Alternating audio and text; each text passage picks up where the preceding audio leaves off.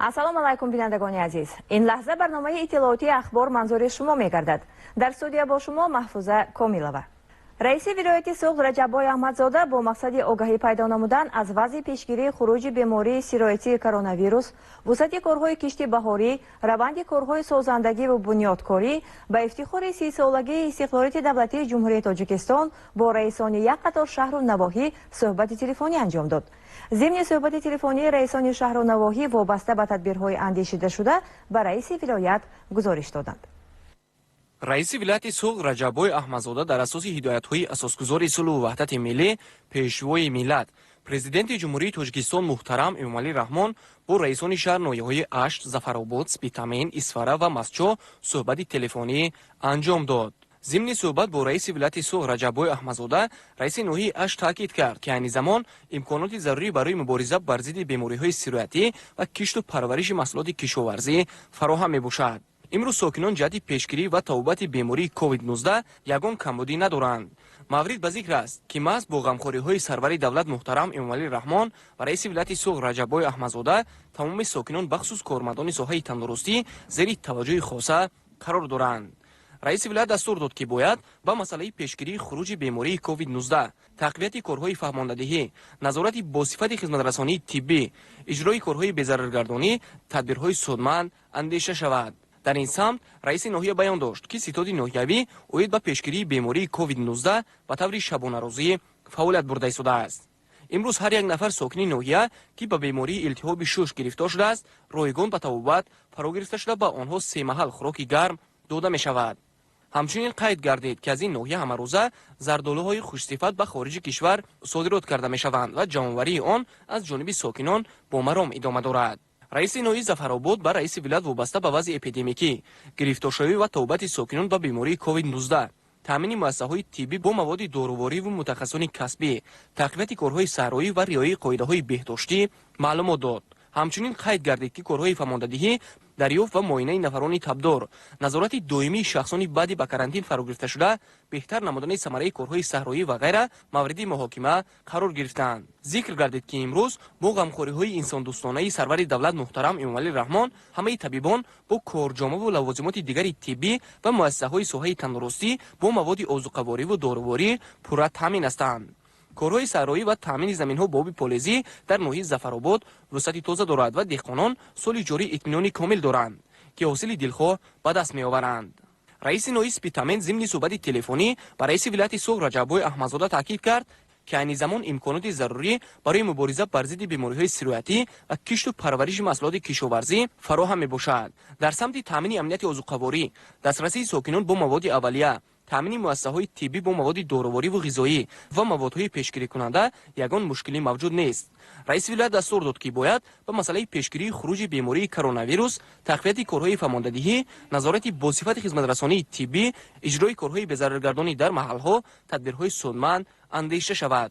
дар ин самт раиси ноҳия баён дошт, ки имрӯз ҳар як нафар сокини ноҳия, ки ба бемории илтиҳоби шуш гирифтор шудааст, ройгон ба табобат фаро гирифта шуда зери назорати қатъӣ қарор доранд. дар суҳбати телефонии раиси вилояти Суғд Раҷаббой Аҳмадзода бо раиси шаҳри Исфара масъалаҳои тақвияти корҳои мубориза бо эпидемияи COVID-19, густариши корҳои фаҳмондадиҳӣ аз ҷониби табибони оилавӣ оид ба пешгирии бемории сироятии коронавирус, вусъати кишту кор дар саҳро мавриди баррасӣ қарор гирифтанд. раиси вилоят дастур дод, то сокинон пеш аз ҳама қоидаҳои гигиенаи шахсиро риоя намуда, дар ҷойҳои ҷамъиятӣ ва серодам гашту гузор нанамоянд. дар самти кишти маҳсулоти полезӣ низ эътибори хоса зоҳир карда шуд ва таъкид гардид, ки бояд аз як замин 2-3 маротиба ҳосил ба даст оварда шавад. раиси ноҳияи Масчо вобаста ба вазъи эпидемикӣ, гирифторшавӣ ва тавобати сокинон ба бемории коронавирус, таъмини муассисаҳои тиббӣ бо маводи дорувориву мутахассисони касбӣ, тақвияти корҳои саҳроӣ, риояи қоидаҳои беҳдоштӣ ва раванди корҳои созандагиву ободонӣ ба муносибати 23-имин солгарди иди ваҳдати миллӣ ҳисобот дод. дар идома корҳои фаҳмондадиҳӣ байни аҳолӣ, дарёфт ва муоинаи нафарони табдор, назорати доимии шахсони баъди ба карантин фарогирифташуда, беҳтар намудани самараи корҳои саҳроӣ ва ғайра мавриди муҳокима қарор гирифтанд.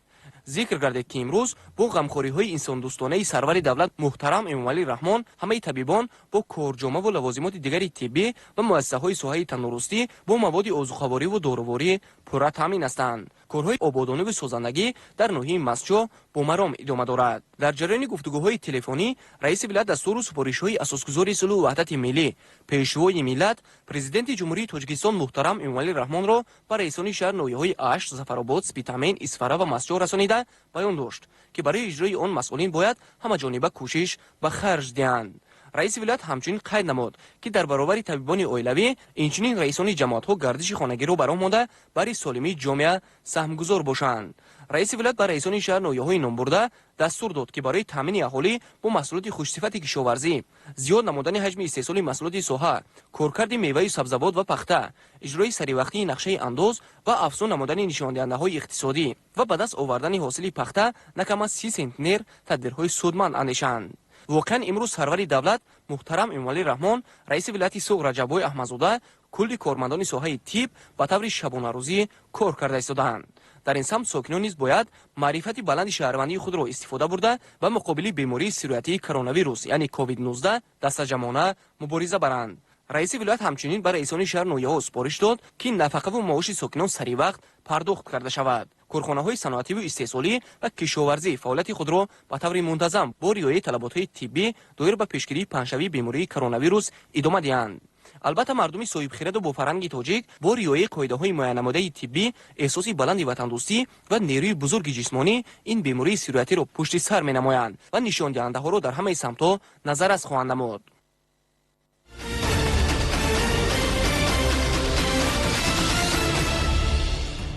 سفر کوری رئیس ولایت سوخت رجب‌بای احمدزاده به ناحیه دیوشتیچ که در اساس دستور و هدایت‌های اساسگذار صلح و وحدت ملی پیشوای ملت پرزیدنت جمهوری تاجیکستان محترم امامعلی رحمان صورت گرفت. خصلت شناسایی داشته ضمن سفر به ساحه‌های اجتماعی اقتصادی توجه داده شده. جهت تامین نشاندهنده‌های اقتصادی و اجتماعی دستور و توصیه‌های مفید داده شد. تدبیرهای پیشگیری از پنجشنبه بیماری سیرویتی کرونا ویروس و امثال آن در ولایت سوخت تقویت می‌یابند. محض با توجه و تدبیر اندیشی‌های حکومت جمهوری تاجیکستان شخصاً پیشوای ملت محترم امامعلی رحمان فعالیت پرثمر ستاد جمهوریوی و ولایتی آید به پیشگیری از پنجشنبه و انتقال بیماری‌های سیرویتی است که روز از روز در ولایت سطح سیرویتیابی کاهش یافته بیماران شفا می‌یابند. با مقصد شناسایی با وضع ساحه خدمت رسانی تندرستی و آمادگی مؤسسه ها طبق دستور و هدایت‌های اساسگذاری صلح و وحدت ملی پیشوای ملت پرزیدنت جمهوری تاجیکستان محترم امامعلی رحمان دیروز رئیس ولایت سوخت رجب‌بای احمدزاده در ناحیه‌های دیوشتیچ و شهرستان با مؤسسه‌های تندرستی تشریف آورده با کارمندان و متخصصان طب صحبت انجام داد. در جماعت دهات دلیانی بالای ناحیه دیوشتیچ بینای نوی 4 آشیانه بیمارخانه ناحیوی رقم 5 بنیاد می‌یابد که آن دارای 75 کتی طبابتی است. چطوری برای رئیس ولایت رجب‌بای احمدزاده معلومات دادند بینای الحال فعالیت برنده بیمارخانه دارای 30 کتی طبابتی بوده با مورد بهره برداری قرار داده شدن بینای نوی علاوگی شماره کارمندان و متخصصان که الحال 30 نفرند زیاد کرده شده. سطح و صفت خدمت رسانی طبی نیز بهتر می‌گردد. انشاءات مذکور با کمک و دستگیری‌های مقامات اجرایی حاکمیت دولتی ولایت سوخت، مقامات اجرایی حاکمیت دولتی ناحیه دیوشتیچ و سهم صاحبکاران با شرف و اشخاص سخاوت پیشه ساخته شده، آن از شعبه‌های امراض درونی، بچگانه، تولد، جراحی و سالمگردانی عبارت است. در بنیاد چنین یک انشاءات زمانوی تندرستی سهم و نقش سابق سردختری مؤسسه شادروان صدری فیضیف نظررس است. رئیس ولایت با از نظرگذرانی کارهای ساختمانی و آرایشی تا این مرحله به اتمام رسیده راهبریت ناحیه ریاست تندرستی ولایت و دیگر نفران مسئول را دستور داد که کارهای باقی مانده آبادانی و کبودیزارکنی و سبزگردانی در مولدهای نزدیکترین عملی کرده شوند و همچنین واردات تجهیزات و دستگاه طبی و تشخیصی در مطابقت با معیار و استانداردهای خدمت رسانی معاصر طبی به راه مانده شود. در صحبت با اهل متخصصان مؤسسه تاکید گردید که راهبریت حکومت جمهوری تاجیکستان مقامات اجرایی حاکمیت دولتی ولایت سوخت پیوسته زحمت و مهنت شایسته اهل طب را تحت توجه قرار دادن نسبت به آنها پیوسته غمخواری ظاهر خواهد کرد. بنا به معلومات سردختری بیمارخانه مرکزی ناحیه دیوشتیچ تا این مرحله بعد زیاد از 150 نفر طبیبان و کارمندان میانه طب از جانب اساسگذاری صلح و وحدت ملی پیشوای ملت پرزیدنت جمهوری تاجیکستان محترم امامعلی رحمان و مقامات اجرایی حاکمیت دولتی ولایت سوخت کمک‌های مادی و غذایی دسترس کرده شده همزمان به قدر ضروری مواد داروواری از جمله داروهای ضد ویروسی پروتکلی، کارجامه و نقاب و دیگر تجهیزات طبی کمک گردیده است و در مؤسسه های طبی ناحیه پایه پیشگیری و تبابت بیماری های سرایتی مهیا است. رئیس ولایت همزمان رهبریت ناحیه را جهت آبادانی و سبزگردانی اطراف انشاءات، تعمیر راههای بین محلی و دیگر مؤسسه ها موظف نمود. در ادامه سفر کاری به ناحیه دوشتیچ، رئیس ولایت از رفت کارهای ساختمانی بینای مرکز خدمت رسانی دو آشیانه بازدید به عمل آورد. این انشاءات خدمت رسانی در دهه دلیان پایان با سهم صاحبکار محلی رزاق رزاقوف ساخته شده. آن از طربخانه، تویخانه، چایخانه ملی و تالار کاشانه حسن عبارت است. طبق اطلاع کارهای ساختمانی سال 2008 آغاز یافته، آن با اقدام برادران رزاقوف‌ها برای خدمت رسانی اهالی پیشنهاد می‌گردد. این عملی صاحبکاران در دایره هدفی رشد دهات و با استفاده از دستگیری‌های دولتی صاحبکاری عملی می‌گردد. با به استفاده دادن چنین یک مرکز خدمت رسانی برای 10,000 نفر اهالی دهه دلیان و 26,000 نفر جماعت دهات دلیان که 7 دهه را متحد می‌نماید، خدمت رسانی با صفت استراحتی معیشی مهیا می‌گردد و از مرکز خدمت رسانی همچنین قسمان اهالی شهر استرافشان نیز بتوانند استفاده نمایند. رئیس ولایت رجبای احمدزاده به این اقدام صاحبکار بهای خوب داده جهتی باز هم آباد و زیبا شدن مرکز پیشنهاد و مصلحت‌های مفید داد. همزمان بر رهبریت ناحیه معماران و ساختمانچیان آباد و خرم نمودن حدود انشاءات و موضع دستور داده شد. برای با دستگیری‌های سرور دولت جناب عالی این نوبت گرفتیم که ما صاحبکاران من به جشن 30 سالگی استقلالیت جمهوری تاجیکستان انشاءات ها به استفاده ما برادران 4 برادران ها تصمیم گرفتیم که برای یک چایخانه ملی، تویخانه و کاشانه حسن در دهه دلیان پایان یک ساخته سال 2018 سر کردیم. من همین سال به استفاده میسپریم. تویخانه ملی ما کوشش میکنیم که من برای خلق خدمت کند. امسال خواجگیداران و کشاورزان ناحیه دوشتیچ میدان کشتی کارتوشکا را 6415 گکتار مقرر نموده تا امروز آن را تا به 5129 گکتار تامین نموده. بنا به معلومات رهبریت ناحیه نشان دهنده های کشتی کارتوشکا را تا سنه های دهم همین ماه پوره اجرا می نمایند و با مقصد تامین این نشان دهنده ها و عموما مقصدناک و عاقلانه استفاده بردن هر وجب زمینی کارم از زمین های همه شکل های خواجگیداری با ثمر و مقصدناک استفاده میبرند. خواجگیداران و اهالی منطقه دلیان بالا در استفاده زمین توسط کشتی زراعت های کشاورزی و از جمله کارتوشکا و بنیاد باغات حاصلده نمونند و در این سمت تجربه بای و غنی دارند. مثلا اهل خواجگیداران خواجگی دهقانی شیردل با عملی نمودن تجربه و مدنیت خاصی زمین استفاده بری در زمین های خواجگی هم کشتی زراعت ها گذراندند و هم در میدان 2.5 گکتار میدان باغ میوه دهنده بنیاد نموده. در آن 60 بیغ شفتالو، 210 بیغ سیب های سیمیرنکا و زلاتای گرین، امریکانکا، حسن یوسف، ناکو سیاه آلو، گلاس خوجندی، آلوچه و در زمین های کناری در 1.5 گکتار 400 بیغ چهارمغز شناندند. دو حاصل میگیرن، یکم کفشکی گرفتن، کفشکی گرفته و جوری و نخود تو وای میکارن. سون بعد اون تو نسکو من خیلی کوریده او میگیرن، شلغم میکارن، سبزی میکارن. پی کارشکا با. کی میگن دارید کارتوشکا؟ این موهای سنتیابری با.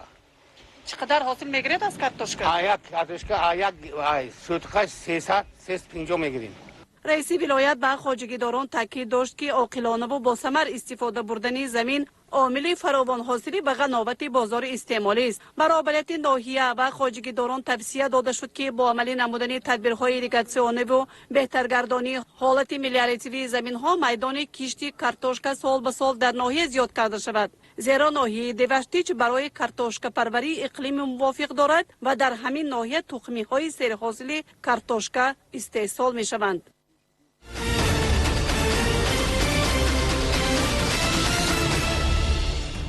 رشد ساحه کارتوشکا پروری، زیاد نمودن سرشمار حیوانات نادر از افضلیت‌های خاصه ناحیه شهرستان است.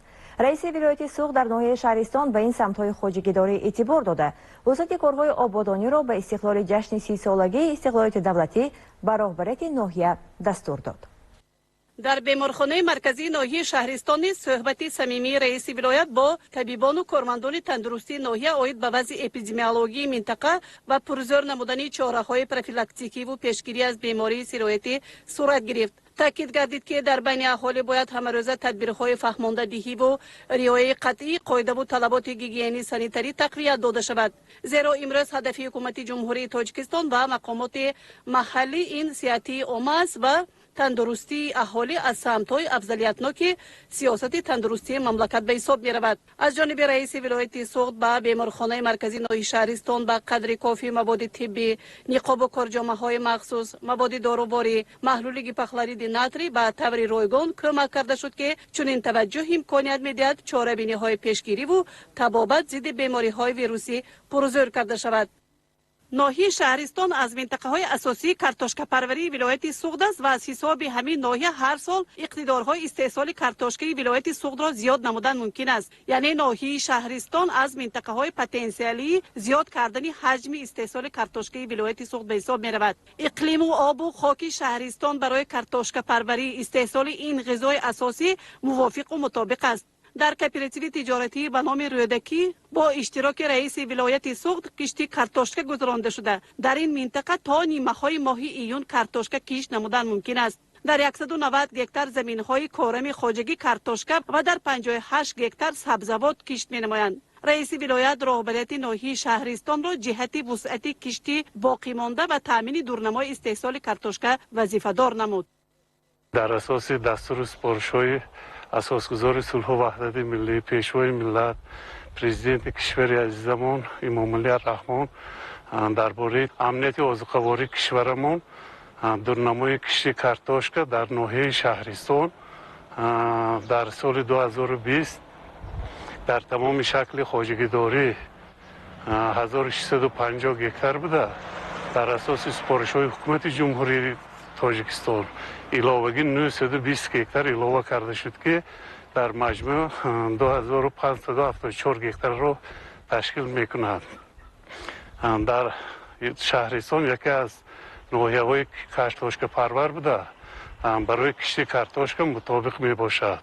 در این حال در ناحیه تا همین روز 1800 گکتار در تمام شکل خواجگیداری 1800 گکتار کشتی کارتوشکا گذرانده شد که حال کشتی کارتوشکا ادامه دارد.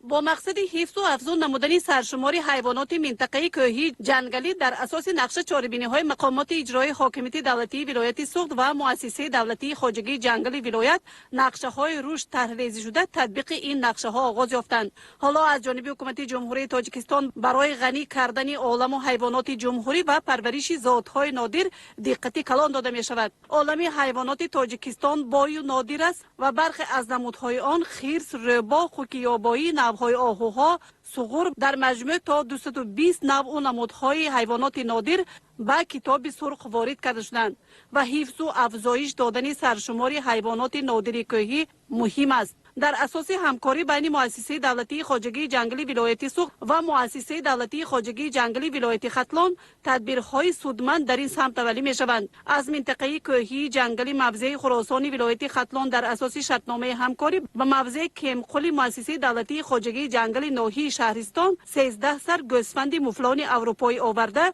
با اشتراک رئیس ولایت سوخت و متخصصان ساحه برای منبع زیاد کردن سرشمار این حیوانات نادر سر داده شد. بهر اجرای دستور سپارش‌های اساسگزاری صلح و وحدت ملی پیشوای ملت پرزیدنت جمهوری تاجیکستان محترم امامعلی رحمان و با اقدام رئیس ولایت سوخت محترم رجب‌بای احمدزاده امروز مؤسسه دولتی خواجگی جنگلی ولایت سوخت در یک جایگی با مؤسسه دولتی خواجگی جنگلی ناحیه شهرستان به دره آبی سفید ناحیه شهرستان 13 عدد گوسفند مفلان اروپایی وارد کرده شد. این امکانیت می‌دهد که نسل این حیوانات کوهی زیاد شود و در آینده ما در دیگر منطقه‌های ولایت سوخت یعنی از جمله خیلی که امروز محترم رئیس ولایت سوخت رجب‌بای احمدزاده دستور سپارش دادند که در منطقه‌های کوهی ناحیه اشت، در ادرسمان، در پنجکند، مچای کوهی ноҳияҳои айни деваштич ва истиқлол мо инҳоро зиёд намоем. گوسفند مفلون اروپایی در 5 گکتار موضع کمقل پرورش و حفظ شده. من بعد با افزایش یافتن سرشمار مساحت پرورشگاه زیاد کرده می شود. این تدبیر مؤسسه دولتی خواجگی جنگلی ولایت سوخت مهم و سری وقتی بوده از عامل‌های رشد و افزایش این نمود حیوانات نادر کوهی جنگلی و از راه‌های جلب سیاحان داخلی و خارجی به طبیعت نادر و ناتکرار تاجیکستان و در مرحله‌های آینده رشد سیاحی اکولوژی است. برای پرورش و زیاد نمودن سرشمار گوسفند مفلون اروپایی تدبیرهای مهم عملی شده تا 200 پرس کاخ بیده، 1 تن جو، 2 تن جوار مکه، 500 کیلوگرم دود که به دوره تا 6-7 ماه میرسد ذخیره گردیده است و حیوانات نادر از حساب علفهای طبیعی خوردنی باب و گیاهای شفابخش که در این موضع خوشباد و هوا میسبزد پرورش و فربه می شود و متخصصان و جنگل پروران هر سال تا 6 سر افزایش دادن گوسفند مفلون اروپایی را از حساب گرفتن نسل‌های خوشزاد به نقشه دارند. در اساس نقشه سپارش اگنتی خواجگی جنگلی نزد حکومت جمهوری تاجیکستان ما نخست گوسفند مفلون اروپایی را در منطقه خواجگی جنگلی ناحیه شهرستان در دره کمقلسوی نخست ما برای پرورش یافتن در آینده زیاد نمودن پاپولیاسیون پرورش آنها را در مساحت 5 گکتار ولر ساخته. همین روز ما از منطقه کوهی ناحیه خراسان ولایت ختلان 13 سر آهوی مفلون اروپایی در منطقه خواجگی جنگل شهرستان دره کمقلسوی سر دادیم. مقصد از آن عبارت می باشد که در آینده زیاد و برقرار نمودن همین حیوان نادر در منطقه خود خواجگی جنگل ما تصمیم گرفته ایم که سرشمار آنها را در آینده زیاد نماییم. بعد منطقه خواجگی جنگل همه موضعهاش یکی از موضعهایی می باشد که سیاحان داخلی خارجی مخصوص به اینجا تشریف می بیارن، هوسمند می باشند. در آینده بخشیده به سال سیاحی رشد نهاد و هنرهای مردمی همین کارهای توریسمی سیاحی را براه ماندن مقصدم.